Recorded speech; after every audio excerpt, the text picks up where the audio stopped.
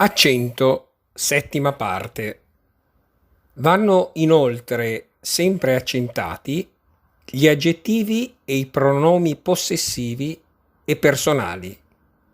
Me, to, so, mi, ti, lu. Le particelle avverbiali quando seguono subito il verbo. Vegni su, vegni no, vegni più, vegni giò, vegni chi, vegni là. Il no proclitico è atono e nel milanese viene posto prima del verbo e non si accenta.